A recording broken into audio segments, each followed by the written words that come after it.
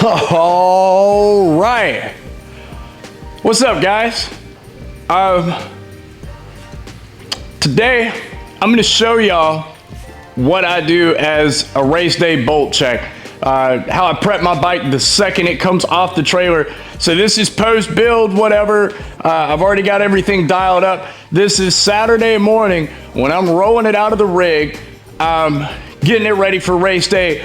And what I'm doing in between motos, in between like first practice to qualifying to second qualifying to in between that and the night show, from heat 1 or 2, whatever, to the main event. These are all the checks that I do every time the bike comes off the track, okay? And this is a very important thing that most mechanics out there will do. And I'm gonna show y'all how to do it, whether you're the weekend warrior or you're, you know, just out riding with your homies, whatever, and then y'all stop to take a break, man. This right here can save you a lot of trouble. It can save you a lot of lost bolts. It can save you from getting hurt. These are just good, quick checks, guys, that you can do in like 10 minutes. Every time you get off of it, if you go for a ride, go hit the trails, go hit the track, whatever, you bust out a little 10-minute moto, whatever. When you come back, you can follow this step by step and make sure your bike is dialed every time you get on it, every time you get on the track, guys. It's a very important thing that I do, just because as a mechanic, you carry a lot of liability for these riders. They put a lot of trust in you to make sure that their bike is dialed every time they get on it, that when they get on it, they can focus on winning a race and going out there and putting 100% in, not having to worry about the bike. So I'm gonna show y'all what I do and how mostly everybody does it. So let's get after it. Also, before we get rolling on this, the way I like to break this down, guys, is very simple. I like to work, when I'm doing any kind of check on a bike, I like to prioritize things. What is top priority versus what is minimal priority? And the reason why I do that is a majority of the time, you're gonna have time to do these checks. You're gonna have an hour and a half, 2 hours, whatever the case, in between, you know, your next qualifier, or from the qualifier to night show, you've got like 3 hours to really get into this. But there's times that you don't have time like that, guys. There's times, like let's say you're 450, heat 2, and something happens and you gotta go to the LCQ, guys. Okay, mind you, there is like a 20-minute turnaround from the time you get off the track from the time you got to be back on the line, okay? And then the same thing too from the LCQ. Let's say you go through the LCQ, you make it through, boom, boom, boom, you got to be right back to the line. So even if I'm not in a rush like that, I like to treat it as such in the way that I go about doing my checks. That way, top priority things such as like axle nuts, swing arm pivots, linkage shocks, very important pieces. If a shroud bolt comes out, you know what I mean? It's not gonna be the end of the world. It's not good, but it's not gonna be the end of the world, as if a shock bolt falls out and your shock just starts flopping around doing its thing. You're not gonna be able to even finish the race. If this top shroud bolt comes out, he can finish the race, okay? He can make it through. So there's a way to prioritize things that I'm gonna go over with you guys to make sure that no matter what your time crunch is, you're at least getting the bread and butter of the most important things taken care of. That way your rider does not have any worries, okay? Or even you, if you're a rider, whatever the case. But understand, for me, I always talk like that because I'm a shitty rider, but I like to build a good bike. So yeah. We'll start from the top.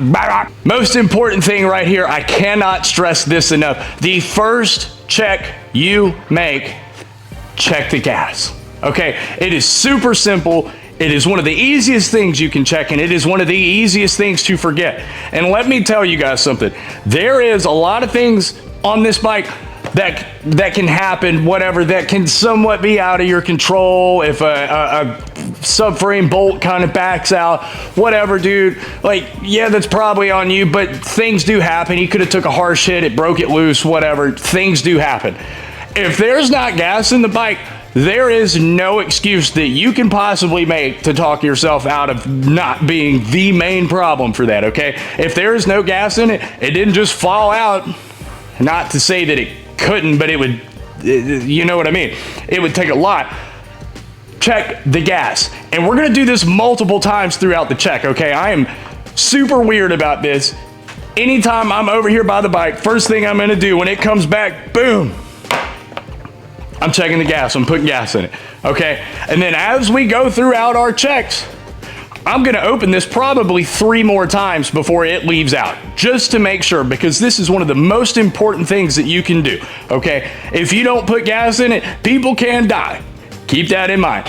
Starting with the bolt check, I'm coming right here to the rear axle, okay? Mind you, at some point throughout this check, I will come back and check the chain tension. And then if we need to adjust that, we will. But as far as being on a time crunch, making sure that everything's tight, we're gonna check this first. This is the first thing. If your rear wheel falls off, you're in a lot of shit, dude, okay? So, check that. You don't have to torque it. You don't have to do any of that. Just put a little bit of leverage on it and make sure that it's tight. Sick. Same thing right here. We're gonna come up here to the front axle nut. We're just gonna check that it's tight. There are pinch bolts on this. 9 times out of 10, the pinch bolts are not gonna back out. Not to say that it can happen, but since they have a constant pressure on them, they don't normally back out, okay? So we're gonna check the nut first, and then we'll come back around and I'll show you what we do for the pinch bolts. Now we're here at the swing arm pivot. Again, we're not torquing right now. We're just checking. We are just checking to make sure that it has not broken loose. And that's tight and we're good to go. So next thing we're gonna do right here, guys, is we're just gonna get our hands on these linkage bolts and we're just gonna make sure that those are still tight. Just make sure they're still snug, okay? We're just doing a check over. Now, when we get to the shock right here, there are some cases that you're able to get to the shock bolt either around the plastics, whatever the case. Now, in this case specifically, I will take the plastic off, just this side right here, wherever I need to be able to get to that. This is a very important one, guys. The shock takes a lot of load all the time, consistently. It's up, down, up, down, up, down, up, down, getting the crap beat out of it. This is one of those that I do take a torque wrench to every time. And the only reason why I do that is I've had shock bolts break, I've had shock bolts back out before. Okay, so I'm very adamant on checking shock bolts specifically with a torque wrench every time.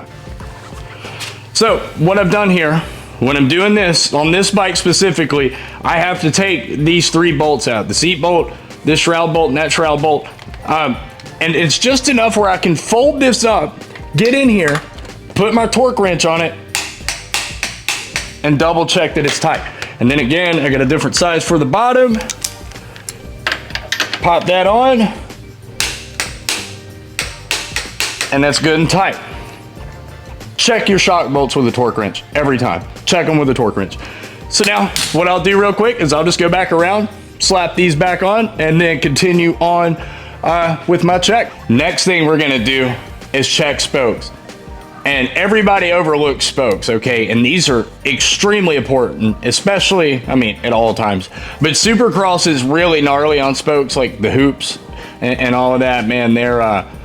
They'll really do this, especially like if you have a newer set of wheels, you'll always be chasing spokes. So just get used to it. But I always start with the rear tire first. First thing, always spin your tire forward. That way, don't ever roll back just because of the master link, the way it's clipped on there. It's meant to roll forward and not catch anything. If you roll it backwards, it could catch up on like your sliders and stuff. Pop that off, then you have a chain pop off, then you look like a doofus. So I always find a good start point. I'll either do the bead lock or the valve stem, and I'm just gonna go around. Now, real quick, if you don't have one of these torque wrenches, that's okay. Most of the time, your bikes, if you buy them new anyways, they'll come with these spoke wrenches that are already there to fit on. And for this example, I'll use this because this is what a majority of people have. Highly recommend investing in one of these. It's a fast clicker torque wrench, they do not sponsor this at all. I bought that with my own money. I've used one of those since the start of my career, and it's the only thing I'll do. You can use the adjustable ones, but those are better for like building wheels. But if you're just checking, dude, the little clickies are perfect. But we're gonna use one of these for now. You're gonna start right there at the valve stem. Boom, and you're gonna check that. Now, if they're not loose, just go individual spokes. Go one to the next, to the next, to the next, to the next. If you're getting to a point that you're chasing spokes or new wheels or whatever, make sure that you're doing, I guess, what we can call the skip method. I'm on this spoke right here. Let's just say I'm tightening this one. If they're loose, I'm gonna do a quarter turn on this spoke, and I don't know why that's not focusing. I'm sorry, guys. I'm gonna do a quarter turn on this spoke, and then I'm gonna skip 2 spokes, and I'm gonna go to this spoke. And here's why. Because they pull opposite of each other. One pulls this way, one pulls that way. You don't want to go down the line, because what's going to happen is everything, it's going to pull the wheel like one way or another and get it out of true. So ultimately, you want to do a quarter turn there, skip that, quarter turn there, skip that, quarter turn there, skip that, and a quarter turn there, and so on and so forth, until you get back to your start point of either your valve stem or your beadlock. And then what you'll do is, all right, you've got all them tight. Then you're just gonna go to the next one, because it pulls the opposite of the one you start with. It pulls this way instead of that way. And then you're gonna do the same thing. You're gonna go quarter turn there, skip one, quarter turn there, skip one, quarter turn there. And you're gonna do that so on and so forth, okay? But you know, if your wheels are already tight, if they're holding tight and you're just doing a check, just go through and just put it on, make sure they're tight. Don't start, if they're tight, don't push it anymore, because then you'll start over tightening and pull it out of true as well. So you're just checking to make sure that these spokes haven't came loose, okay? And then let's just say you've got a case where you've done a few of these and then one of them comes up really loose. Just tighten it up. Just tighten it up. You don't have, if the rest of them are all tight and you've just got this one loose one, just tighten it up and snug it up. And then go back through, restart, and do your thing again to make sure that it hasn't pulled any more loose. And then after you do this, we're gonna do the same thing with the front wheel. That simple. Check the fucking spokes. Now that we've got our spokes checked, we're gonna do something cool. You know what we're gonna do? We're gonna pop this off. Even if we've already put gas in it, we're just gonna take a double check, and we're just gonna make sure that it has gas in it. Now that we've got our spokes checked, we're gonna check our sprocket. Just get you a little boxed in wrench, or even if you need to use the open end. I don't like to do that because it strips them. And then normally there's 6 bolts on here, and you're just gonna check these. Just go around 1, 2, just count them in your head.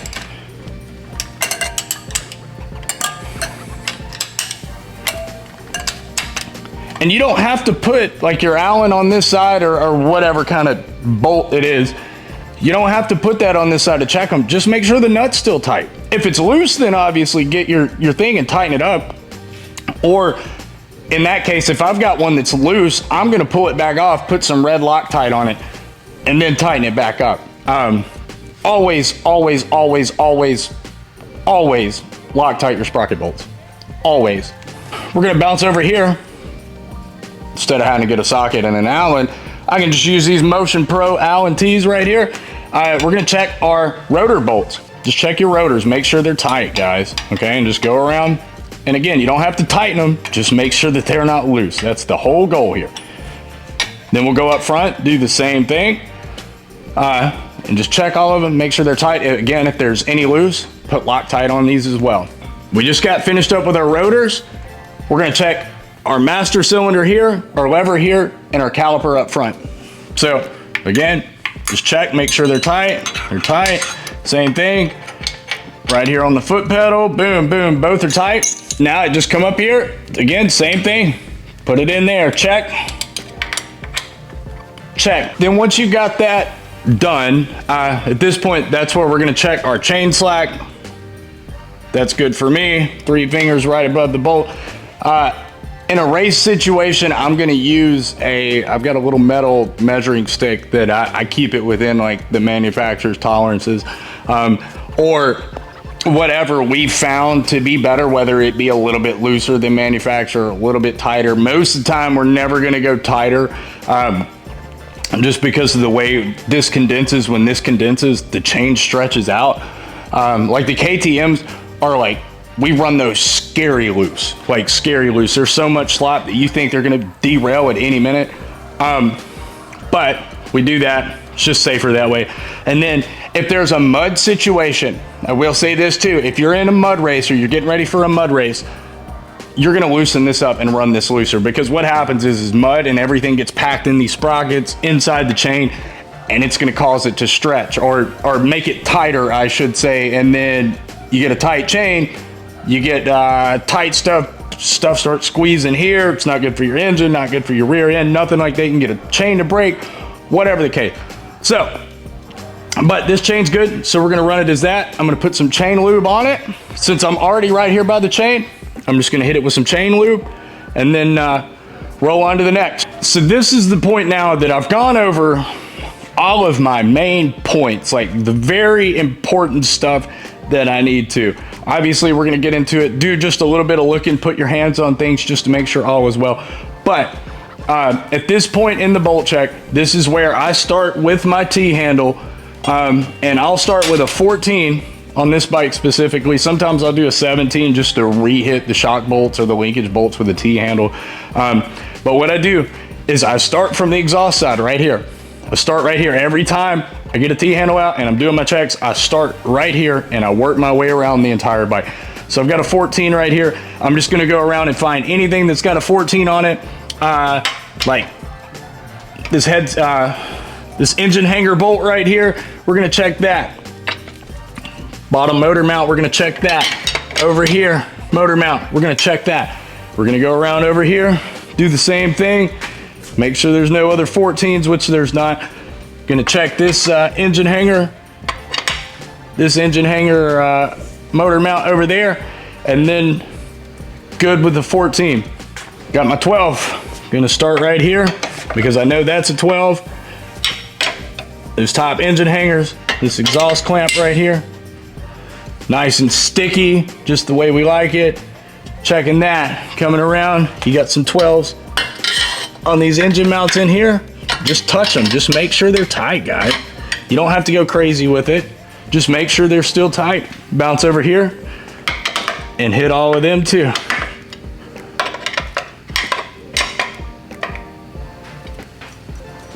Awesome.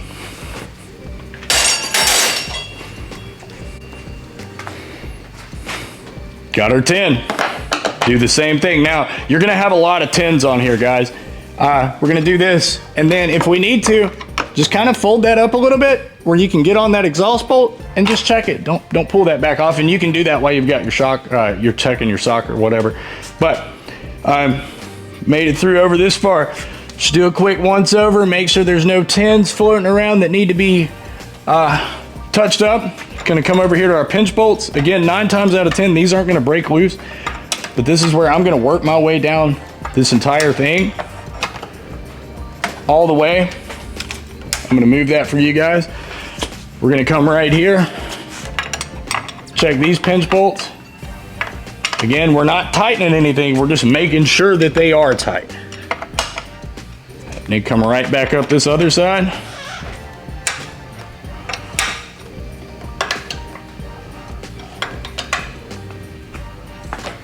Go down through here, make sure there's no 10s floating around that we need to hit. And we're dialed. Now we've got our 8. Gonna come down through here, just checking plastic bolt. And again, like we've started top priority, now we're working our way down and we're just checking.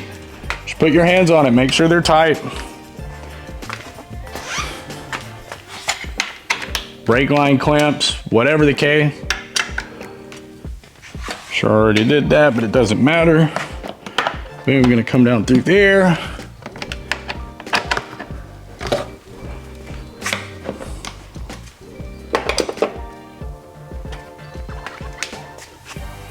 And then like with these, we'll check our chain sliders too, since they're all 8. Sorry, you're on the other side, but that's what we're gonna do there. Now we're gonna start with our Allens. Gonna check our subframe bolts right here. Check that. We should have checked, mind you, do this. When you get your shock, when you're checking that, check your subframe bolts. Do that. I forgot to tell you that. That's my mistake. But I'm not gonna rip that back off when I can just tell you to do that. Then we'll come down here and kick that down again. Check these fork guards.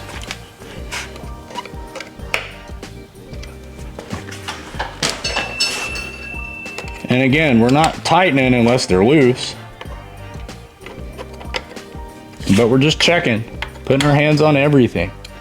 We've checked pretty much every bolt on here. You can get on here, you touch things, like as you're working on your bike, guys, touch things. Get over here, roll your front wheel, hit your brake, make sure it's good. Spin your rear wheel, hit your brake. Make sure that's all working well. Wiggle your levers, whatever you need to do. Just give it a good once over. Get down here, check your coolant lines. Just put your hands on them, make sure they're not loose. Take a look underneath. Make sure that the wiring's good. Make sure everything, a throttle body's not sliding out of a boot. Now is the time that you go back and you start looking over and you just start double checking anything and everything. And then one of the last couple of things we're gonna do, guys, the reason why I check tire pressure last, not necessarily, this isn't relevant to when you first pull it out of the trailer and you start the day, you can kind of check your air pressure, then it's not going to change. But the thing is you don't want to check tire pressure when it just came off the track. The reason why that is because as they ride, the tires get warm. When the tires get warm, air expands, okay? So I normally set my front to 13, my rear at 12.5, unless we're making some kind of adjustments throughout the day, but normally 9 times out of 10, that's what I'm gonna be running as far as pressures go. So when they come off the track, I'm not gonna immediately check it because this rear could read 13.8.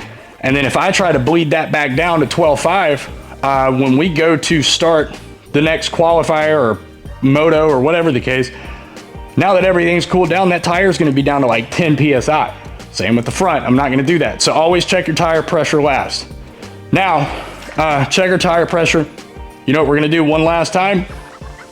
Even though we filled it up at the very beginning, we're going to check and make sure that there's gas in there, okay? Always make sure that you're topped off on gas. So very simple things you can do like this, guys. Put your hands on it, check everything, go over it, make sure it's dialed. And what I'll do too is after everything's cooled off, I'll come back and actually just start it to make sure that it's run, to make sure that it does run, I should say. And the reason why I say that is like some of these bikes are really finicky. Like start switches on a KTM are crazy, kill switches on a Yamaha are like, I don't know what their deal is. You'd think they'd figure that out. But I like to do that just to make sure the bike's gonna start when we get down there. So I always just kind of double check it. I'll start it a few minutes before we're about to go out. Maybe a little bit sooner than that. That way I know we don't get down to the line and try to start it and it don't start. So it gives you time to kind of troubleshoot in what you're doing. And as you do this, guys, it'll kind of come to you. You'll build your own system and how you want to do it. I'm not saying this is the only way to do this. I'm just giving you a good baseline at how this should be done. And it's very simple. Again, if I wasn't recording, I could have done this in 10 minutes, you know? So keep that in mind. This is perfect for either an up-and-coming mechanic, a mechanic that just needs a little refresher course, a rider who wants to take care of his own stuff. It's a killer little thing you can look over to make sure your bike stays dialed, you stay safe, your rider stays safe, and we keep everybody on 2 wheels, guys. Real quick, shout out to Motion Pro, y'all. They've, like I said, they're not a formal sponsor of this channel, but they do hook me up with tools, guys, and they've been a big part of my career as far as hooking me up with tools. They're awesome people over there. Anthony, I love you, dude. They're thebomb.com. So thank you guys again for the tools, man. Decal Works for getting us dialed on this bike. FMF for letting this thing be able to breathe a little bit more. guys, I'm super stoked to be able to do these kind of videos. Most of the stuff that I'm doing does come out of my own pocket. I'm using my own time. I'm taking my time off work to do this, guys. So any way that y'all can support this channel, subscribe, like the video, anything like that, guys, so I can continue to bring you content like this and many other things that we've got lined up to do. I'm also a fabricator, so I build freestyle ramps. I'll get y'all a ramp build where I'm actually going to start on a pit bike ramp. A friend of mine just got a DD airbag, and we're gonna try a backflip on that thing. So again, guys, if you like this stuff, like, subscribe. I appreciate the love, y'all. And if there's any kind of videos that y'all want to see, if there's anything you need help with, if there's anything I can show y'all how to do, let me know. Put it down there in the comments. And also too, guys, what I can do, if you want it, feel free to leave a comment and I'll put down a checklist for you guys, walking you through this whole thing. And then, you know, not only can you revert back to this video, but you can copy and paste that, put it in your notes, and it can save you a ton of headache while you're doing your bike check. You can just sit there and glance at it, put a check mark by it, put a little hyphen by it. I don't care what you put by it. But do that, guys, and hopefully I can help keep y'all just a little bit safer. Hopefully I can help y'all's builds just get a little bit better. Again, thank y'all. I appreciate you watching, and I'll see y'all on the next one.